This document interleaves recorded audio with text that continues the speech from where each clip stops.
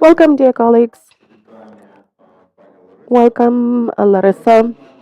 We are launching the second stage of the selection process for the HQCJ, which is the interview stage. And today we're going to have an interview with Larissa Holnyk, judge of Oktябрьский District Court of the city of Poltava. The interview is conducted by the selection commission in its full composition. I'm Ivan Mishchenko, and let me introduce my colleagues. This is Ted Zazhechny, Steven Markman, Sergei Verlanov, Robert Burgheisen, and Yevhen Mezintsev. So before we start, Larissa, let me tell you what our protocol is going to be. The interview itself is going to last from 60 to 90 minutes approximately. That is a live and dynamic process. That's why we will see how it goes. The interview will be started by the rapporteur on your candidacy, Mr. Brookhuizen. He will briefly introduce you, and after that, you will have an opportunity to speak for about 5 minutes, up to 5 minutes, and to share briefly the information about your motivation, why you decided to participate in the selection process, and what you consider to be your greatest achievements and virtues from the point of view of your prospective work in the High Qualification Commission of Judges of Ukraine. Our interview is broadcast online, and when you are giving answers to the questions asked, please try to keep from mentioning any sensitive personal information, be it the one that is about you or any third parties like names or contact data addresses. And we will also try to keep from doing this. In case in the course of the interview there appears a need to discuss some sensitive information which is too personal, you may ask, you may do it now, or you may do it at the moment you feel that it's necessary. You may ask not to broadcast this part of the interview, which will probably be related to the disclosures of some sensitive information, and then this part of the broadcast will not be provided to the public. It will be closed. At the end of the interview, you will have a chance to summarize it, to have your final say, and probably focus on something or make our attention focused on something special. I will be acting as the facilitator of this process. Maybe I will try to limit the time of your answers if necessary, and I hope that my colleagues will also be brief and concise with their questions. Suppose there is an air alert, we will stop the interview for a period of time and we will wait until the end of the air alert in the bomb shelter. Or if we have any electricity problems like we have had just now, we will do the same. Do you have any questions regarding the process of the interview, or shall we start? We may start.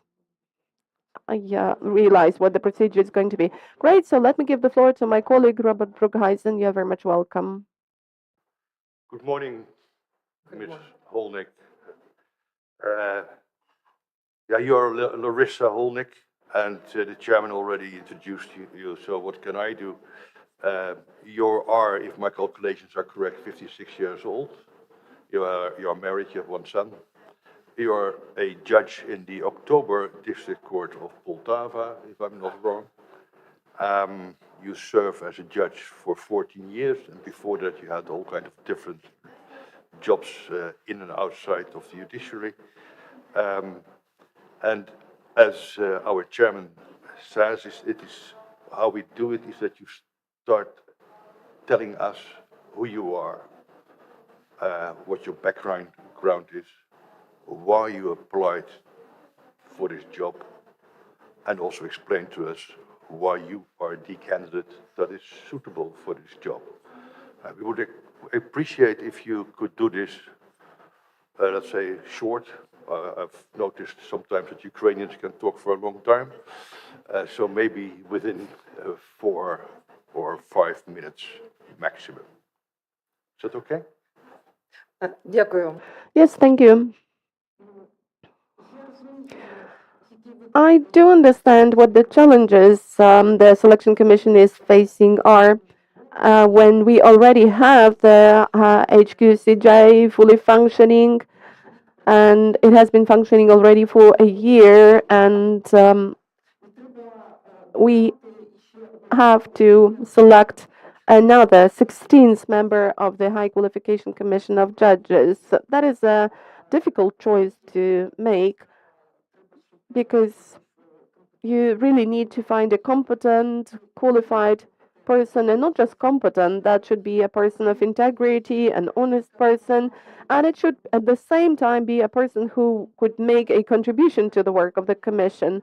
And I have the task to make you convinced that I'm exactly the 16th member of the HQCJ who has the required virtues enshrined in the legislation for such members, for such candidates. And my task is also to convince you that I do have some professional experience that enables me to be a good member of the HQCJ. Unfortunately, it so happened that my activity and my work was kind of stigmatized as the whistleblower of corruption, but it was highlighted in the negative sense, and the image of me being a critical person who cannot work in a joint body was created.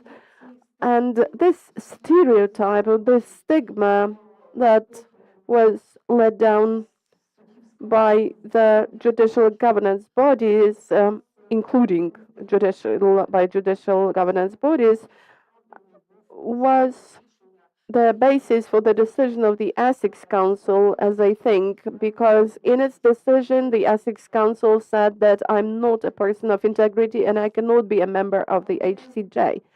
But it's pleasing for me that the selection commission for the members of the HQCJ has not taken this stereotype as a critical thing, which means that I do have a chance to pass. What about my unique experience and my unique contribution I could make as a member of the HQCJ for its ambitious tasks? If a whistleblower is not protected adequately, he will just break up and give up. I didn't give up. I managed to withstand all that, and in 2015, I was a whistleblower in a corruption crime committed by a person, one person, in the interest of the city mayor in the city where I work. That is quite a large city. I also helped the law enforcement agencies to record the information about that crime, and I even think that my achievement also is that we do have the indictment regarding this mediator, because the prosecutor's office was not active in that process, and the first thing that we got was the acquittal, and it was only in the appeal that the indictment and the sentence was finally made. And I am the only judge that has got an international award for corruption whistleblowing. It's a non-governmental organization of London. This is an international award which I am proud of. I was also attacked, and I got some injuries, and my husband, who was trying to defend me, also was injured. And as a result of that, I was included on the list of activists or socially active citizens who were persecuted, who were physically injured, and had some health problems as a result of that, which fact makes me even more responsible about my actions and my deeds. But I know how to communicate with mass media. I have some public activity, I'm active in public, and I try to highlight some issues and challenges in the judiciary, as well as highlight what I do myself in my blog, in one of the columns in the leading mass media. The leading mass media also included me to the ranking of the leading influential people who have in some way affected the development of the society in general. And I'm trusted by society, which I think is really important.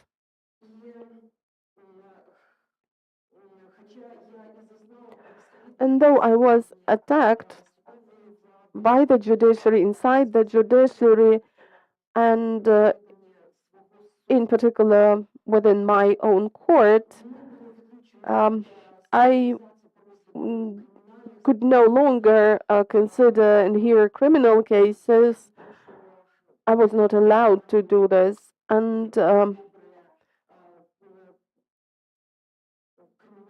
well, I am a good expert in criminal law, but besides that, I have learned civil law more, and that also helps me to um, counterattack all those allegations of criminal of the crimes that were voiced by the mayor and his accomplices.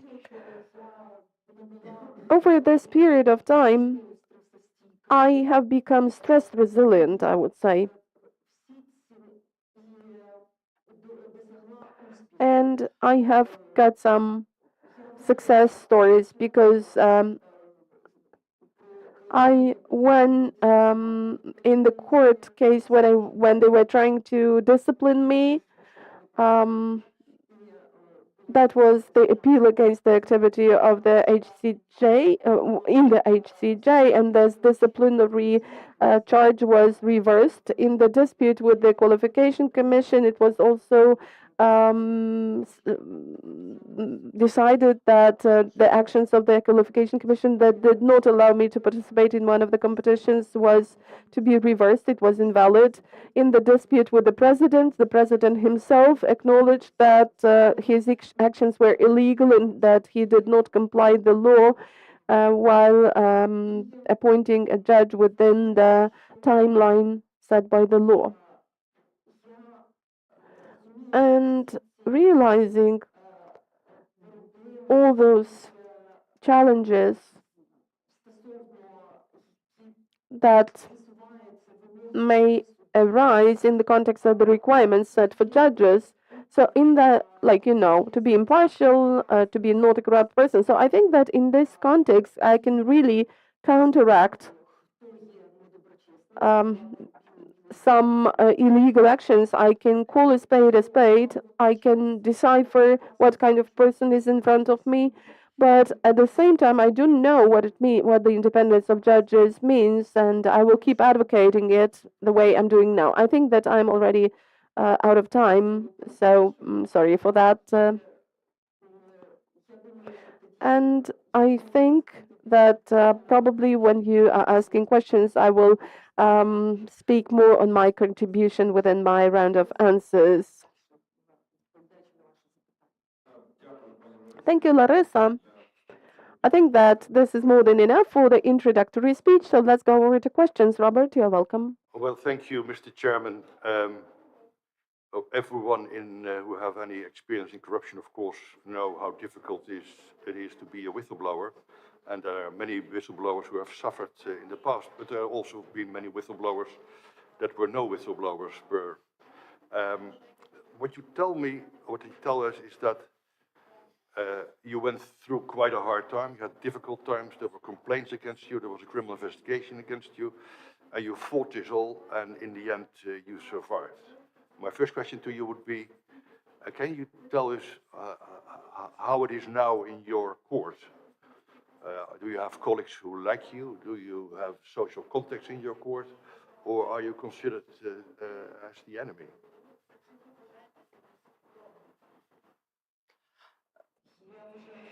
Well, I think that definitely I am not the enemy for the judges of my court. Well, the chief judge who first attacked me and who arranged all those persecutions against me, he violated the status of judge and he violated the law on anti-corruption. So my rights were partially restored in that case. And as far as my colleagues, my peers, other judges in the court are concerned, I think that I had good relationship, on the job relationship with them. I treat them well, and now I've got good relations with them. I am a member of the panels of judges hearing criminal cases, and they actually lend an attentive ear to my opinion. I can even give you an example. Now I'm myself an investigative judge and I'm hearing civil law cases, but at the same time I'm included into the panel hearing criminal cases, not in many cases, but still. And there was a case related to one powerful criminal. I was on the panel and I was a rapporteur, and I thought that, well, probably my stance could be different than that of my colleagues, so I was really scrupulous about analyzing all the information in the case. And already at the hearing stage, I had to write a dissenting opinion regarding the application of a preventive measure regarding this person. But at the stage of the verdict, since I had enough evidence for having the indictment, that was the indictment against the person who organized an attempt to murder. And one of my colleagues actually listened to me, heard me, and was of the same opinion. But the rapporteur said that there should be an acquittal. So what I mean is that I have good, normal relationship with my colleagues, and colleagues are listening to me, to what I say. Um, uh, what you say is that you have been a whistleblower. In your introduction, you said that you have experience in mass media and the communication. You have a blog in the media. You're trusted by society. When I think about it, and I think about the work of the HQCJ, your job in the HQCJ will not be to be an anti-corruption activist. Your job will be selecting judges, which is quite a different kind of activity. And I don't know whether you think it's a good idea that you have blogs in the news if you would be a member of the HQCJ, or that you go on doing what you are doing. And I would be interested to know your views about that.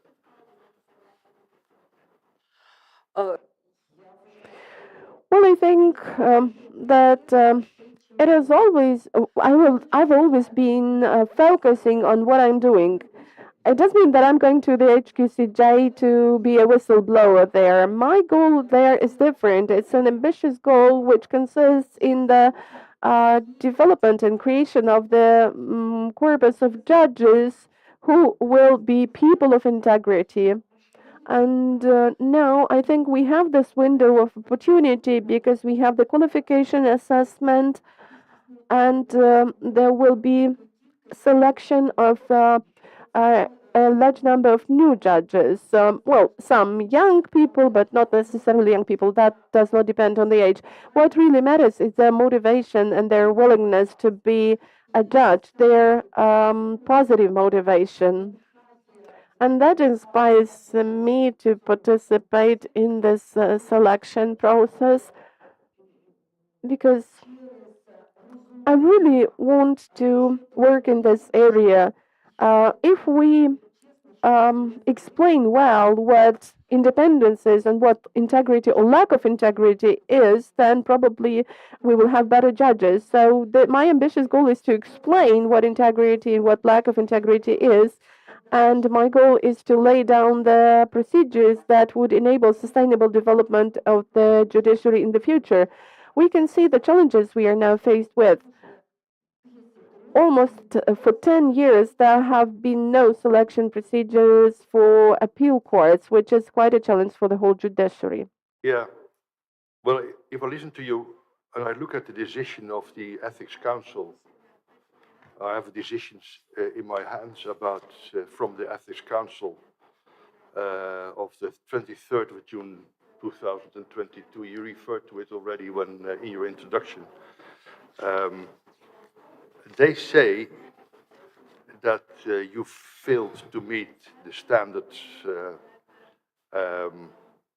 according to the Code of Judicial Ethics, and that there are reasonable doubts about your compliance with those standards, and that you have not shown impeccable behavior in your personal life. And they refer that, the reference for that is that they say that you have been publishing articles in the media and on Facebook, where you say that your colleagues, the colleagues you refer to in those articles, were sheep, mindlessly voting, and colleagues. And you say that in the HQCJ you would be someone who would understand impeccable behavior and integrity.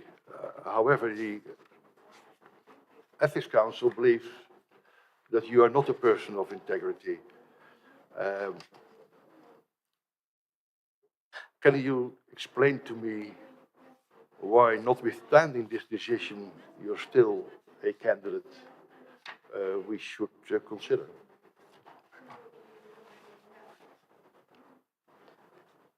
Дякую за запитання. Thank you for the question. Well, first of all, I did not call my colleagues sheep. Let's start with this.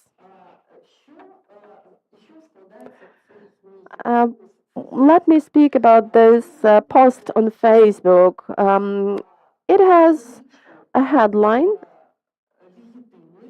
with the 3 times legitimate because he is consistent, but the staff is obedient like sheep. So that's the headline. Everyone should have studied the context and the circumstances in which I wrote this post. This post was preceded by a long persecution staged by the chief judge of my court. At first, I was trying to reach my peers, my colleagues, judges, and to show them that there is a problem. I was trying to address my colleagues, and I did it both individually, and I also raised this issue at the meeting of the staff. Then I also addressed my colleagues from the appellate court, where they also didn't lend an attentive ear to me. And then I filed a complaint with the HCJ, and I made an address to the Council of Judges of Ukraine. At that point of time,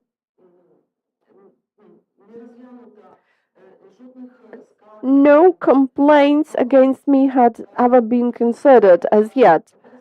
But there was the working group of the Council of Judges of Ukraine, and they came to Oktябrьский district court. They tried to communicate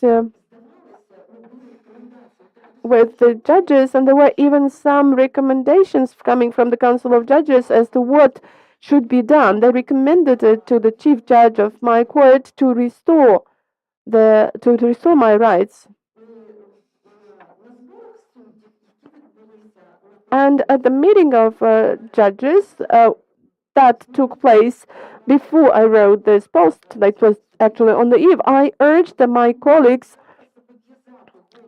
on the bodies of the judicial self-governance. I urged them to make it binding for the chief judge to restore my rights, because judicial self-government bodies have this right to make it binding for the chief judge to restore the rights. Because when I went as a victim to some investigative bodies to give some evidence, or when I participated in some examinations, my chief judge just considered that I missed this day in court, that it was a missed day of work, and he wanted to discipline me for that. And I was invited for one meeting, and the chief judge was also invited to the same meeting. I went there, and the chief judge didn't appear there, but he considered that I just skipped the day of work. I'm talking here about the meeting of the committee of the Verkhovna Rada, and by the way, the members of the HQCJ were present there, and the members of the National Investigation Bureau. Because Добре. we don't have to do the whole all facts again. And the question is, we have this decision of the High Council of Justice. They have taken a decision about you. And what I understand is what you say is that the decision of the HCJ is wrong. Do I see that correctly? Я вважаю, що рішення Well, I think that the decision of the Ethics Council was a mistake, because the Ethics Council was not bound by the decisions of the national bodies.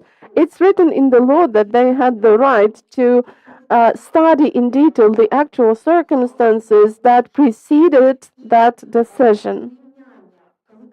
And, well, comparing stuff with using the allusion to the biblical plot based on obedience, that's what I actually meant. So I meant that judges should be obedient, and they should have made it binding for the chief judge to restore my rights. But the Council of Judges drew attention to the fact that the court staff or the court judges do not take any steps to fix the conflict that we had in the court. I understand, thank you. Mr. Chairman, can I pass the floor to my dear friend, Yevgen? Sure. Thank you, sir. Пані Лариса, доброго дня. Моє прізвище Мізинцев. Good morning, Larissa. My name is Yevhen Mezentsev, and I'm going to be your next interviewer. So let me start with the ACEs, just to get it as a start. So at the beginning of your motivation letter, you mentioned that you consider the processes that occurred, that were taking place in the previous composition of the HQCJ to be dramatic and leading to negative consequences. Could you please tell us what are the core problems and what are the core drawbacks that you see in the work of the current composition of the HQCJ? This is the first part of my question. And the second one is, maybe you could mention one or two specific measures or activities that you would like to bring into life if you become a member of the Commission.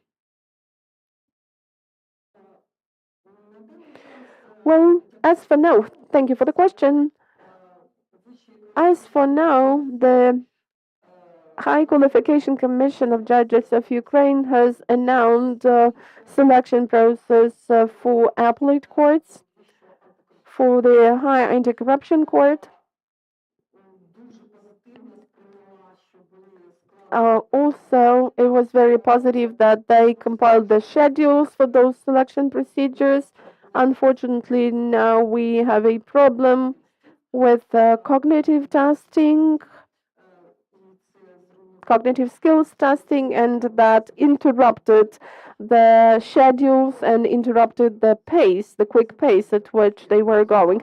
Yes, the positive things are clear. The positive things need to be mentioned, but what would you outline as the things that need to be removed or eliminated? Some problems, some challenges besides this cognitive skills testing, because this is a different issue. It's more about the organization that provided the software. So what are the problem issues in the work of the current composition of the HQCJ? What would you like to improve, how to fix?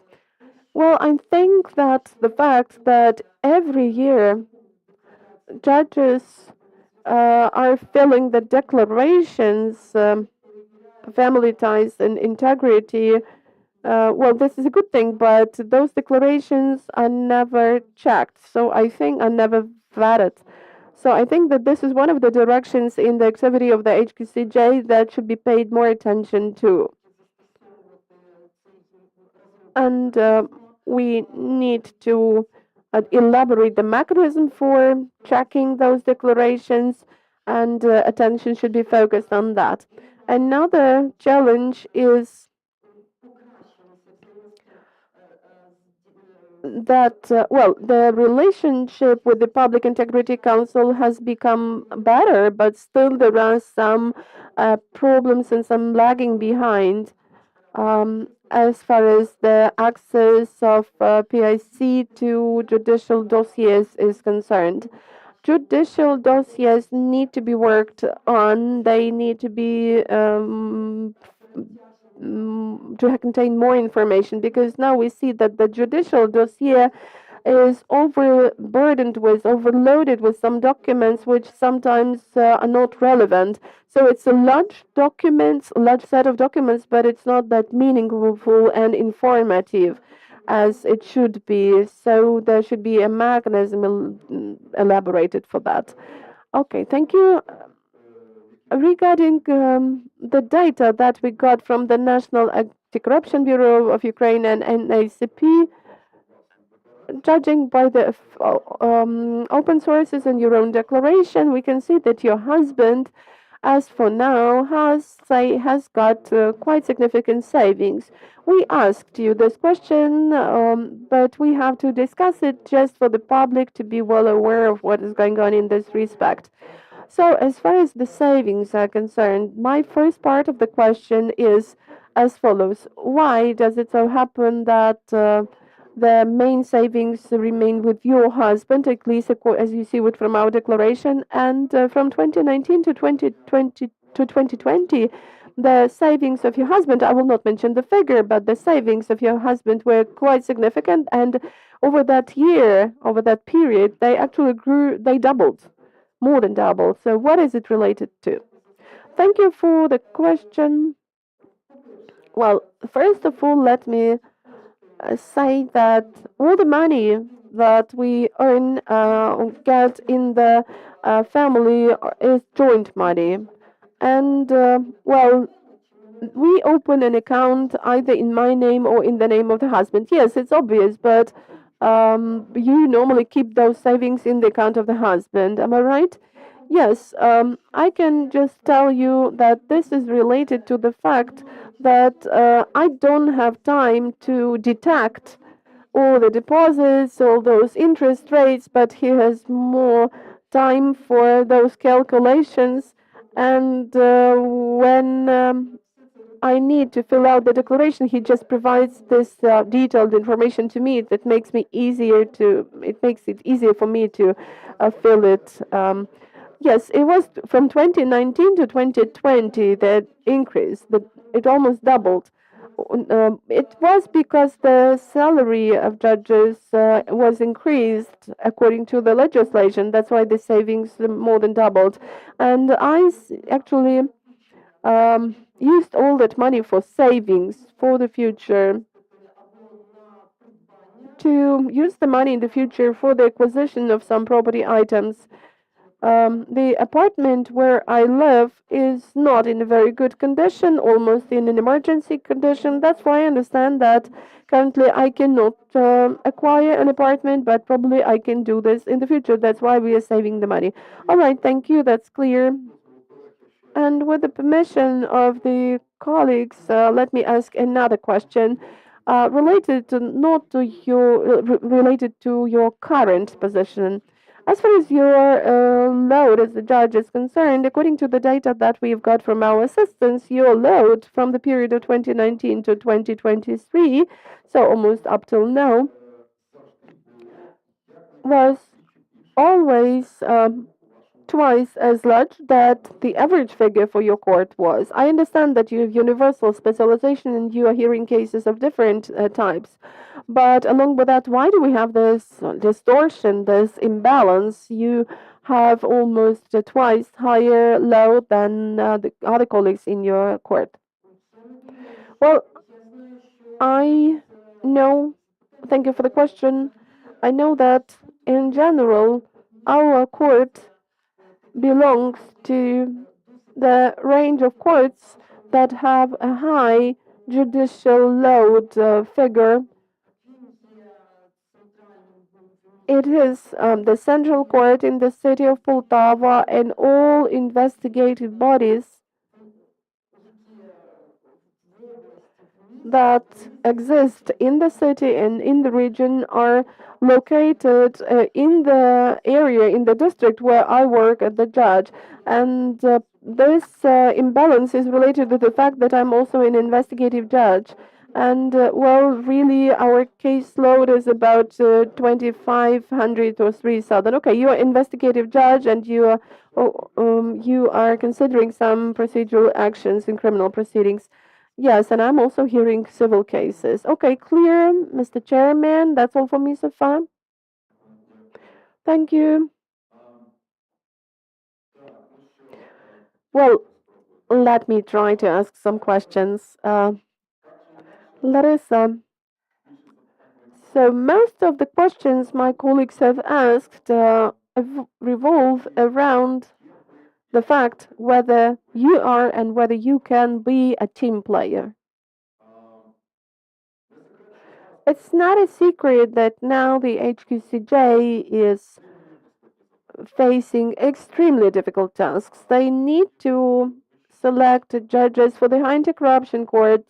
They need to have the competition for the appeal courts completed, and then there will be the selection for trial courts, and then on and on. So, a lot of work to be done. What I'm driving at. This is the situation in which, as it seems to me, there will be objectively no time and energy left. Well, but please get me right. For having an active civil position, you just will need to work a lot.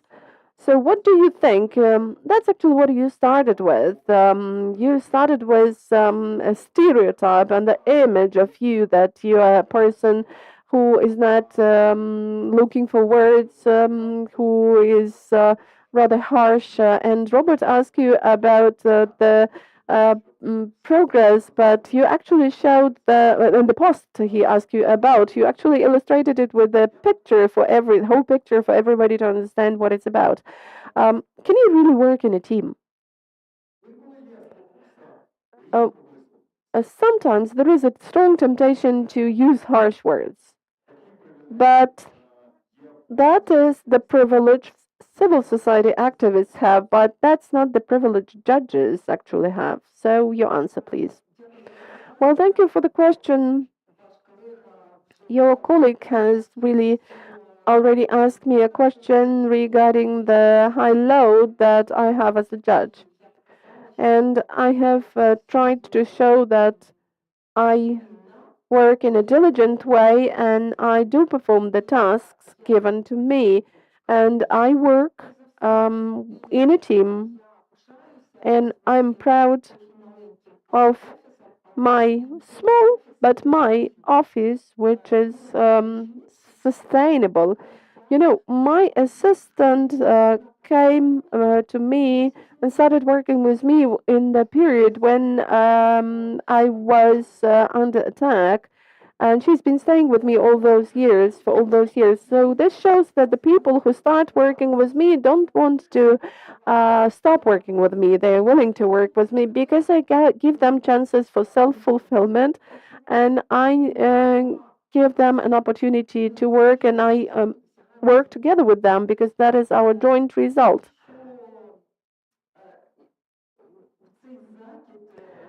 Well, this claim that I'm a harsh person and I'm using harsh words, that, well, that was an emotionally harsh statement, but maybe that was a step by which I was trying to attract attention. And even a member of the HCJ, while reconsidering the decision of the disciplinary chamber, in his opinion, primary opinion, mentioned that he thinks that the decision of the disciplinary chamber is illegal.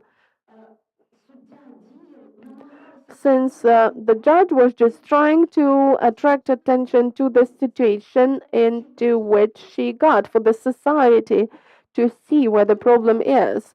So he agreed with such an approach. But for some reason, then he changed his opinion during the session, during the meeting of the HCJ. He changed his stance. But that's already up to him, up to this former member of the HCJ.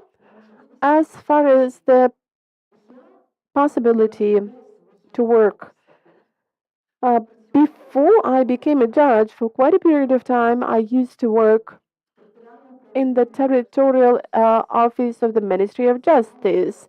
And there I was dealing with some analytical work that was state registration of regulatory documents. Then for 8 years, I worked in the appellate court before I became a judge.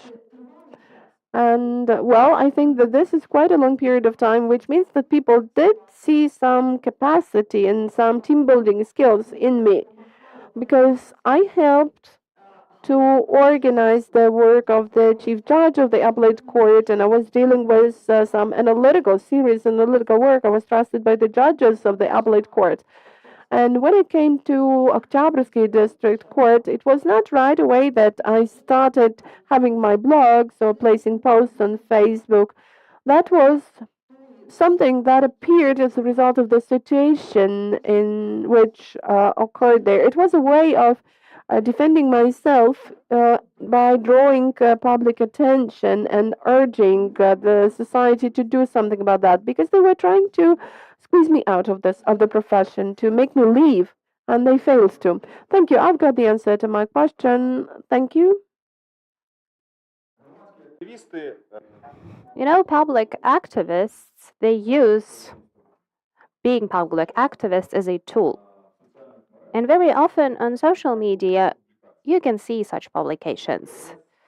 For example, HQCJ did not agree with the Public Integrity Council, and a judge with lack of integrity was somehow appointed, or the HQCJ did not support this or that percentage of the decisions of the Public Integrity Council. So, how come?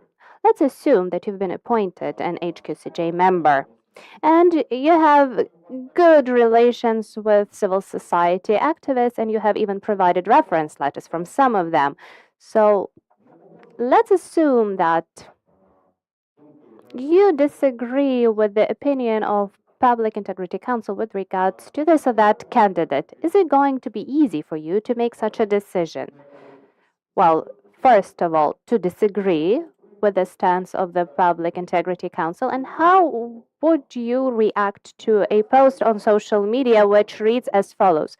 We were hoping that Judge Larysa Holnyk, who we have been supporting for such a long time, would make a favorable decision, but somehow she supported a judge with lack of integrity. Why were we supporting her on her way to becoming an HQCJ member? So, how would you respond to such a post on social media?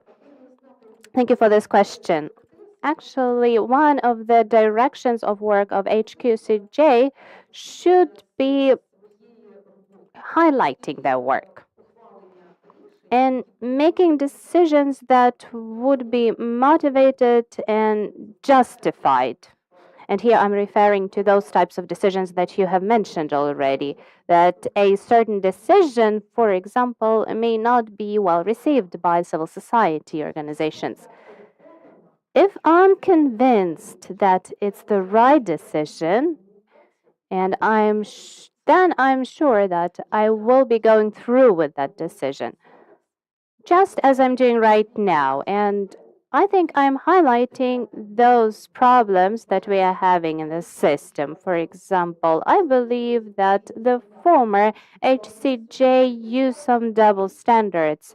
They had a different treatment of specific judges. So this is something that I was highlighting. And being public and trying to convince people that your decision is correct is something that you have to do, because I will also be supporting independent judges. I know this is very important because I know how it feels when everybody is trying to encroach on your independence.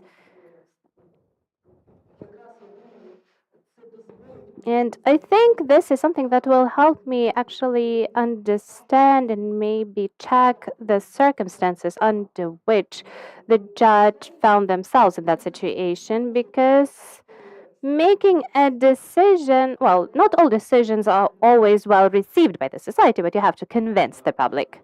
Thank you. With this, I'm giving the floor to my colleague, Ted Zajaj. Thank you for the answers.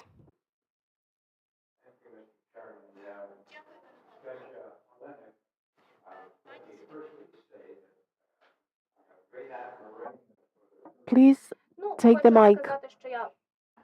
Let me firstly say, Judge Holnyk, that I have great admiration for the courage that you have shown for the principles and the values that are so important to our judiciary, and that is impartiality, independence, and integrity. Many of the concerns that you have shared with us, however, occurred 5, 6, and 7 years ago.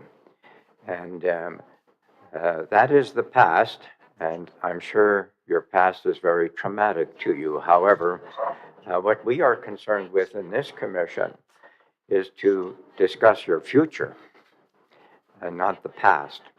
And the future that you have applied to have for yourself is to be appointed a member of the High Qualification Commission for Judges. And I simply want to assure you that we will look to your future as we must look to your past as well, but the potential that you have for the contributions that you make. One of the things that we are concerned about in our commission is outside influence, improper outside influence for persons who are charged with the responsibility of being a member of the HQCJ. One of those outside influences in the past, so it has been alleged, has been interference by politicians and members of the presidential administration. Now, you have a reference, which I studied very carefully and closely, from a member of parliament. And we are not told in that letter of reference how this person knows you. We are only told in the reference that he has given what he knows of you, not how he knows you. Can you explain to us, and I don't need the name of the parliamentarian, I know who that is. Can you explain to us your relationship with this parliamentarian and the degree of communication that you have with him? Thank you very much for this question.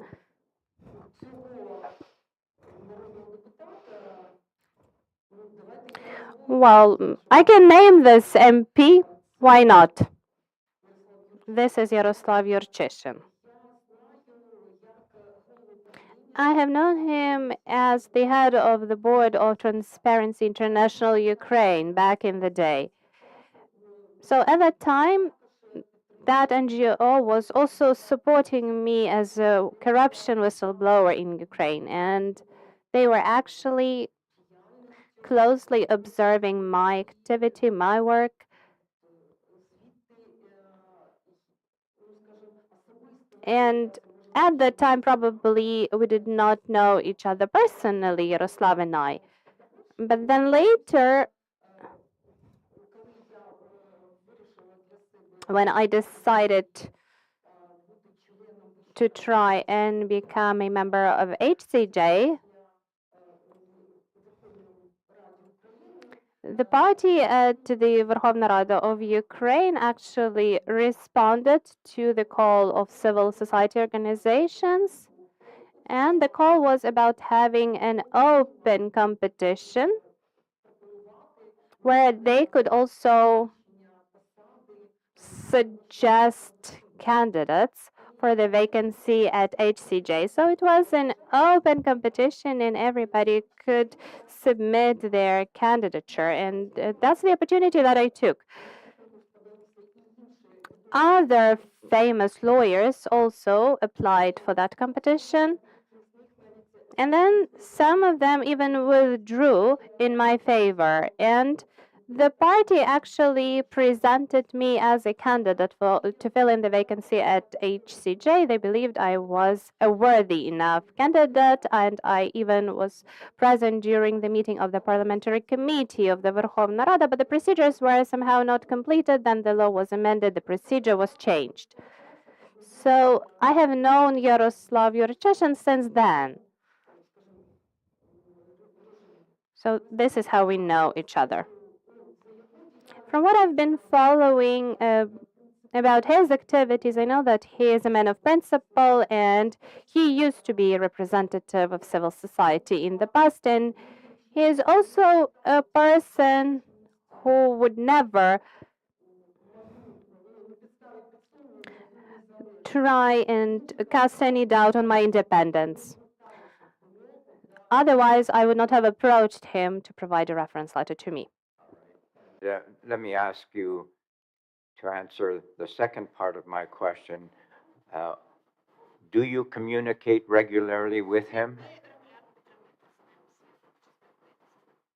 No.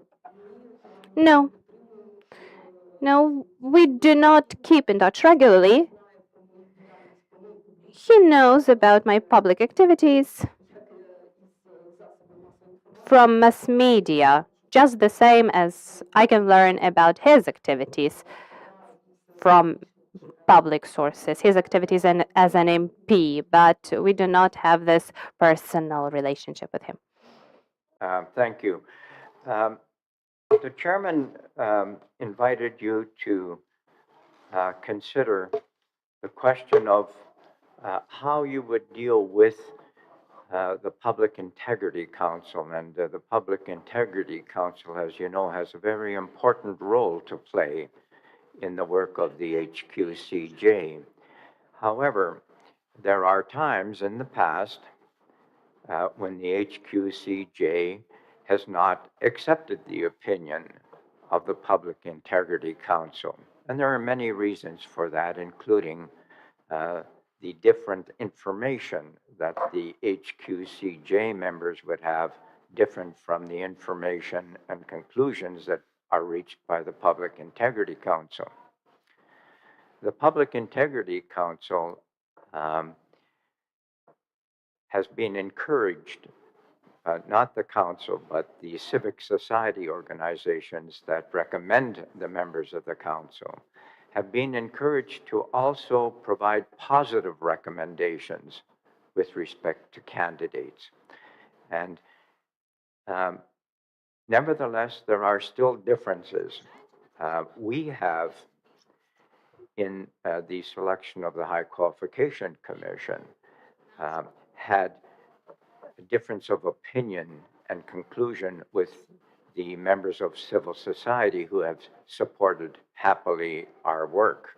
So you have a close connection with senior leadership in the civil society organizations. You will have a knowledge of, if not relationship with, some members of the Public Integrity Council. How do you intend to address an issue if there is a difference between the conclusions reached by your colleagues on the High Qualification Commission and it differs from the recommendation of the Public Integrity Council? How would you approach that? Дякую. Thank you for the question. I'm convinced that me as a person with principle, I will be able to actually withstand such a situation and I will not budge. So if I'm convinced that a judge or a candidate judge has integrity, then no one will be able to convince me otherwise. Because why do we even need HQCJ then? Let the Public Integrity Council decide. But for that very reason, we have the Public Integrity Council to provide us with some information with regards to candidates or judges. But then the High Qualification Commission of Judges checks the information provided and also checks the information that the HQCJ has. And I have already answered a similar question asked by Mr. Chairman Ivan Mishchenko with regards to a similar type of situation. So I think that any authority of a civil society organization that may have its own opinion with regards to a specific candidate will not be able to sway my opinion. So they will not be able to change my opinion. I will be able to withstand. Sir, I will now pass things to my colleague, Judge Markman. Thank you very much for being here, Ms. Holnyk. We appreciate your interest in serving on the commission. You referred to yourself several moments ago as a person of principle. I don't quarrel with that. But how do we know on this selection commission, after meeting with you for an hour, that you are a person of principle and that perhaps there are members of the Ethics Council who are not persons of principle? It's kind of a conundrum. It's a dilemma. How do we make these determinations that this is a person of principle and that individual might not be a person of principle? When you meet somebody, particularly for a short period of time, as I'm sure you do, how do you assess someone to be, as with yourself, a person of principle?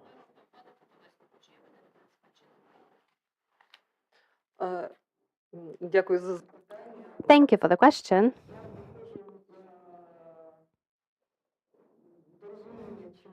I'm trying to understand whether it's a person of principle or not, if they comply with them, and if for a long time they demonstrate that they have these principles through action.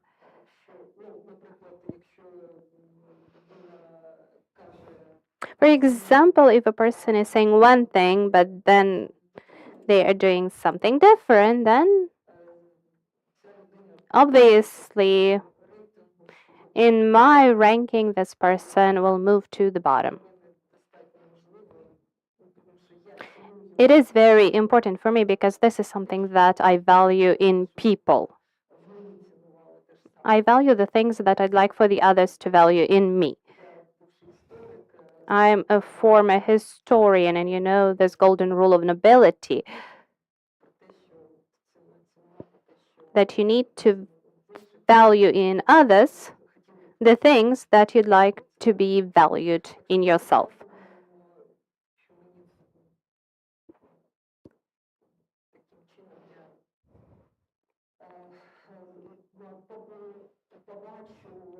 So I think I'll be able to see whether the person follows their principles or not. So let me just highlight one more thing. I'm very much interested in psychology, and I have a degree in psychology. In addition to being a historian, I also have a degree in pedagogy, and this also gives me some additional knowledge in psychology. I have communication skills, and I know how to listen to people, how to be able to hear people so that they can demonstrate who they are. So I think that communication skills and my knowledge of psychology will also be helpful in my work as a member of a HQCJ. And maybe I just didn't mention that about being a team player, but I would really like to work in a team of like-minded people When I say like-minded people, I mean those who want to see the updated judiciary, the judiciary that strives for justice. We have 3 people on this commission who are internationals. It probably won't surprise you to know that I'm one of the internationals. And we are all looking for persons of principle. Yet if I went home next week and I told my friends and my former judicial colleagues that we were looking for persons of principle, and yet we chose as one of those persons of principle for consideration to the HQCJ a person who had been reprimanded by the Ethics Council, they would think that a bit odd. Tell me what it is about Ukraine that's different, if anything is different. Why would it be something that we should seriously?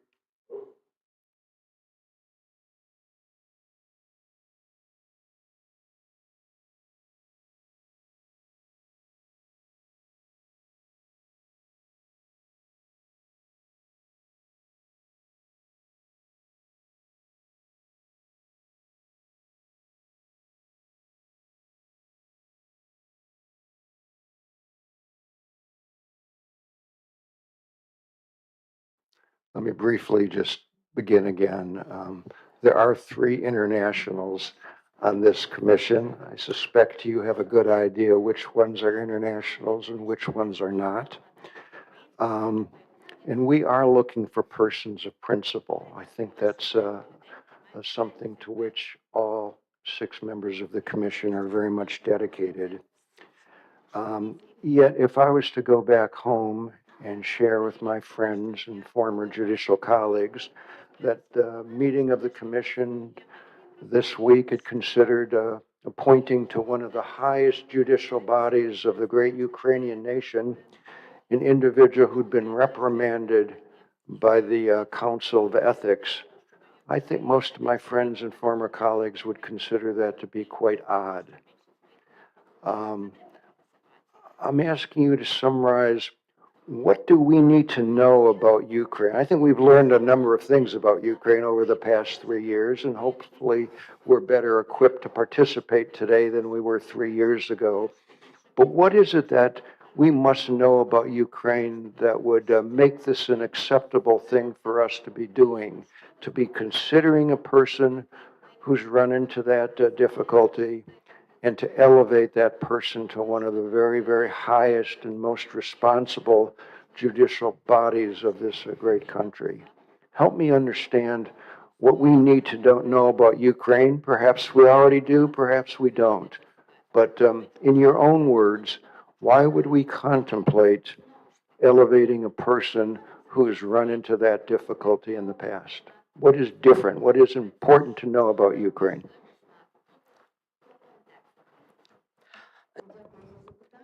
Thank you very much for this question.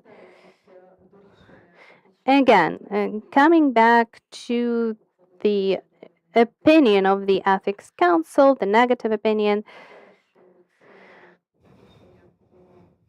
I think that it was an incorrect opinion. I was trying to appeal it. I first went directly to the Ethics Council, having an understanding that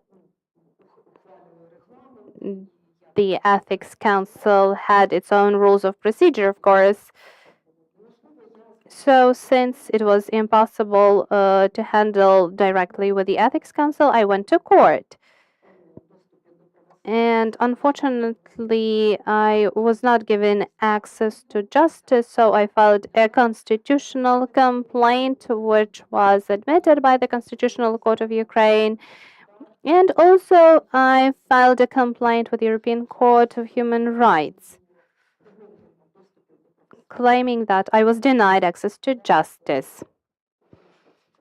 And this question is actually now under consideration. So, why do I think the decision was incorrect? And this is an opinion that other people share as well. And I also sent a list of publications supporting my opinion about the incorrectness of this decision, and also representatives of civil society organizations analyzed the decision of the Ethics Council, and they believed that the particular decision with regards to me and the posts that I published on Facebook somehow were deemed essential violations, even though there were no disciplinary sanctions imposed against me. And my posts on Facebook were directed primarily at protecting myself as a judge. I was trying to protect my independence. And of course, I was trying to highlight issues with corruption, and that was part of my fight with corruption and highlighting of the issues existing in the judiciary. Of course, it's very unfortunate, and maybe those posts somehow influenced the Ethics Council members because my interview took place before the full scale invasion. It took place on the 22nd of February, and actually the next day or 2 days after that, the full scale invasion started. So maybe that somehow played a role in communication of the Ethics Council. And also,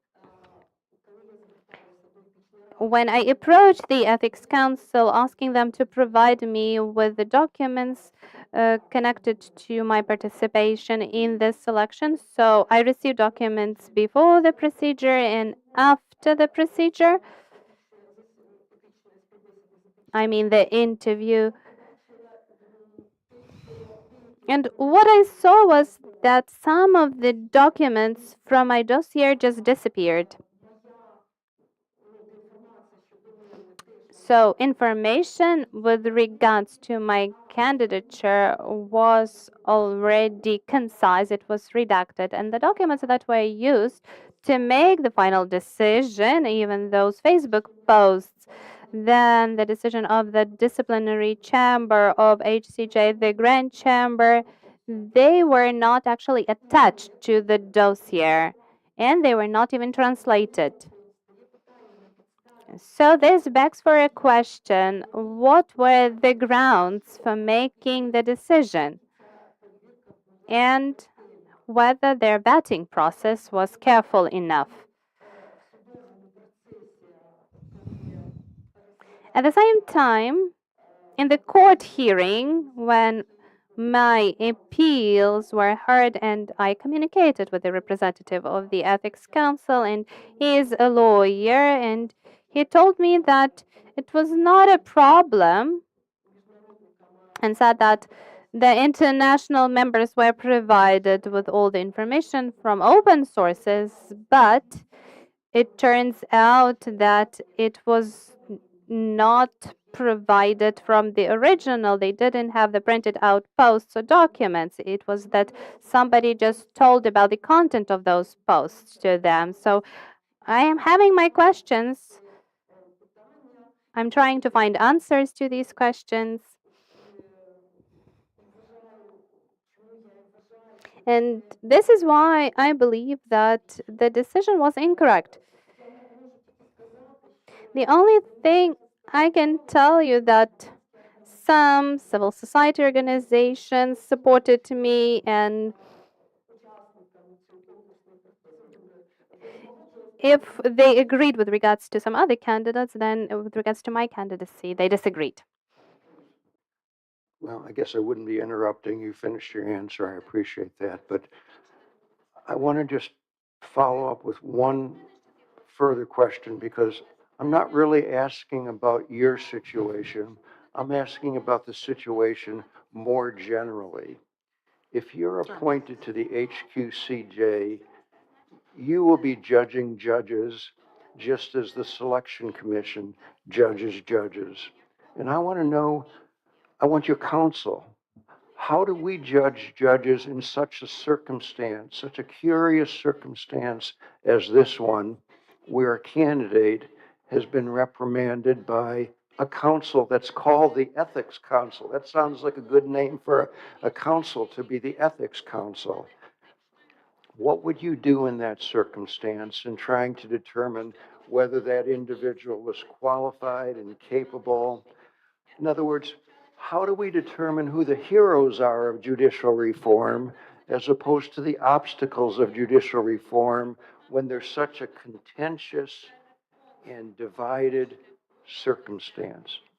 Let me leave you with that question and ask you if you can share some thoughts, not on your case, but on the whole case of selecting the judiciary and engaging in judicial reform in Ukraine.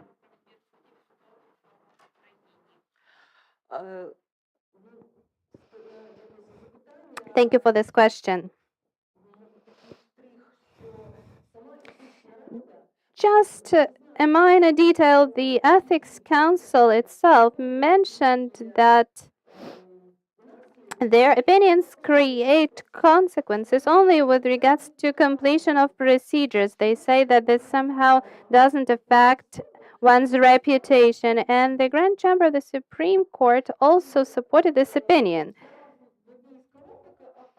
And actually, in one of the posts, in one of the publications, I was describing the situation taking place at the Grand Chamber and the Supreme Court with regards to my case, as far as my dispute with the Ethics Council was concerned,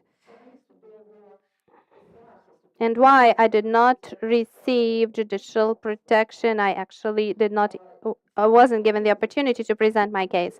That's one aspect. And the other thing is that if we look at well-established states just like yours, where you have some stable practices, where the societies are more stable, then definitely it may appear that my behavior is extraordinary.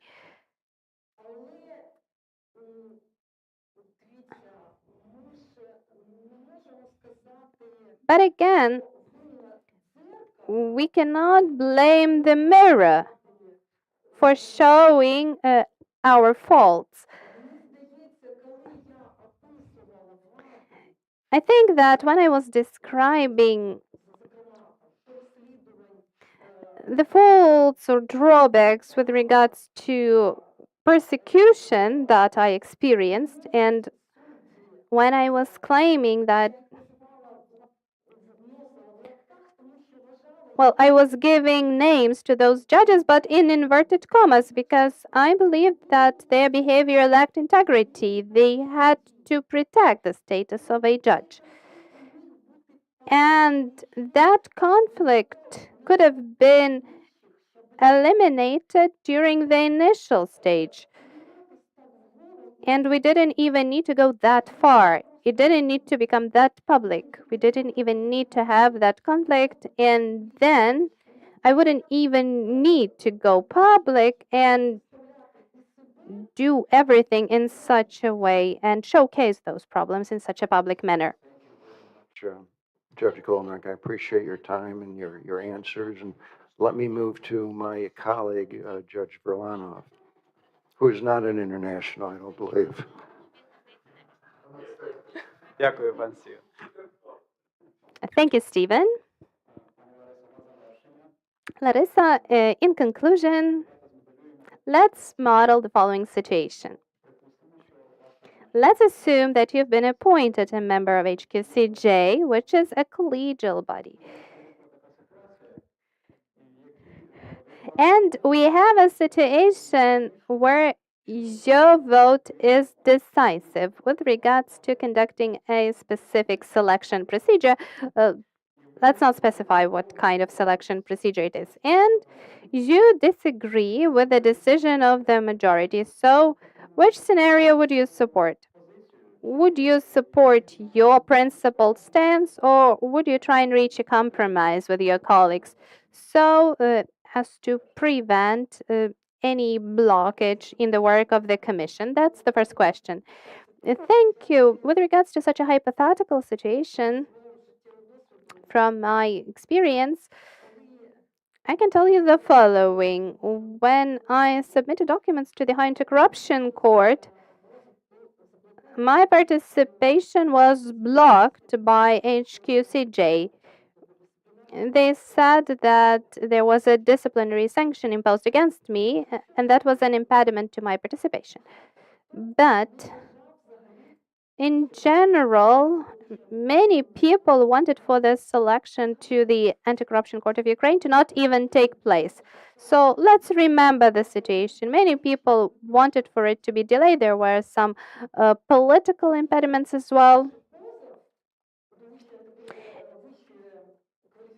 And by filing a complaint with the HQCJ with regards to blocking of my participation, there is this right of the petitioner to file a lawsuit to ensure that their rights will be supported. And at the time, my lawyer, Roman Maselko,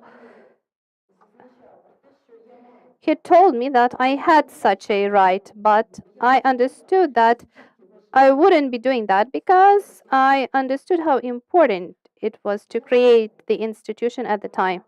So I am willing to compromise. I'm capable of a healthy compromise. I'm capable of holding a constructive position as long as I understand that it's beneficial for the society. Even though my desire was clear, I wanted to participate in the selection. Yes, thank you, Larissa. And my next question, this is going to be the final question as we don't have that much time left. Could you please tell us the following? Will you be able to have constructive cooperation with your colleagues if you have, for example, not very friendly relations with them? Thank you for this question. It's not a very comfortable question, maybe. No, it's not about it. You need to understand that in the city of Poltava, I'm a judge, I'm hearing cases, I'm in constant communication with people, and there may be situations when a representative of the mayor, not the one that I told you about previously, but actually the legal representative of the mayor, may participate in some court hearings as a lawyer. And I listen to the arguments provided by parties, and I'm trying to hear them. And there were some decisions that I made in favor of the party that he represented. So the law is important to me. Thank you very much, Larissa. I don't have any more questions left. With this, I'd like to give the floor to the chair. As a moderator, I have one quick question.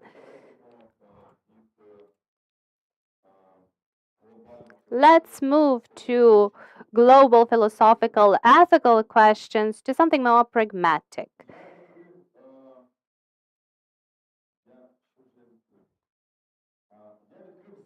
So I have opened the report of the European Commission on the progress Ukraine has achieved on its way towards the European Union. And this is a recent report published in 2024. And also it has the steps that Ukraine also needs to take. So let's imagine that we are in this big meeting and your task is to come up with specific recommendations with regards to the following idea. In order to enhance accountability of judiciary and public confidence, Ukraine needs to pass legislation on declaration of integrity of judges. It's actually revising the system of judges' declaration of integrity that was an issue with translation, the Ukrainian language version of the document.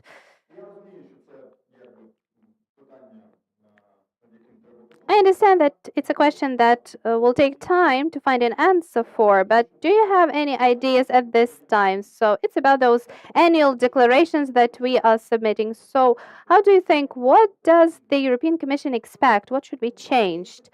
Thank you for the question. I would probably like to draw the attention of the members of the selection commission that I mentioned this in the motivation letter, that we need to improve the procedure for checking these declarations, because every year we fill them out, but why do we do that? That's not really clear.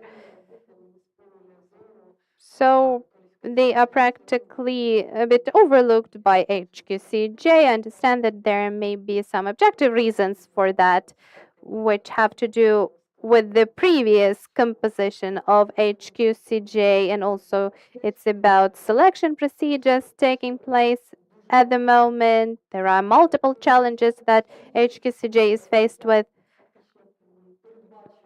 So I was actually able to foresee the need to create a mechanism for vetting these declarations so that they do not just remain on paper, but they become an efficient instrument for either imposing disciplinary sanctions. I'm sorry, I will be interrupting you, but you know that we already have the mechanism in place. How does it look like? We submit these declarations annually, and any person may file a complaint claiming that this or that judge in their declaration of integrity, for example, included incorrect information or omitted some information. And this may become the start of the procedure that is then completed by HQCJ. So there is a mechanism in place. Is it a bad mechanism? I think this is not enough to wait for somebody to maybe potentially report on such issues. We currently have the qualification evaluation, and qualification evaluation doesn't mean that a judge will be dismissed. Maybe just disciplinary sanction will be enough. If there are some violations, it doesn't really mean that the person has not completed their qualification evaluation successfully. Maybe it's just enough for them to rectify the mistakes, and they will be able to continue working as a judge and just take into account these mistakes. So I think that in the course of such procedures, HQCJ, in case they identify some violations, they may go to HCJ and may actually notify them about such cases. And also, I think that there should be good communication with an ACP when there is a need to conduct monitoring and to somehow have this interaction with them, because these things also tie to declaration of integrity. Because, for example, judges may claim that they are not violating anything with regards to property, for example. So again, let me stress there should be some interaction with these bodies, and the way we receive information, not just us receiving information from other sources, but from NACP, NABU. So we should be more proactive. Yes, thank you for your answer. Dear colleagues, I have a feeling that we are moving towards the end of this interview. In case you have any questions, feel free to ask them. If not, then we can give Larissa some time for concluding remarks. There are no questions. Then, Ms. Holnyk, you have 5 minutes to conclude. Thank you very much for this opportunity. I just wanted to say that regardless of the result with regards to my candidacy, I believe that I'm already a winner, because despite the pressures that I experienced within the system, I did not break. I was able to withstand, to protect my honest name, and I hope I was able to convince you that the decision of the Ethics Council should not be the decisive factor in your decision making process, and our international experts will be able to explain to their colleagues why judges in Ukraine may have negative opinions with regards to their candidature, but they may still be elevated to bodies like this one, because I'm a person that can affect change in this country, and I think that me as a member of HQCJ will be somebody who has a constructive stance. I have always tried to cooperate with different institutions.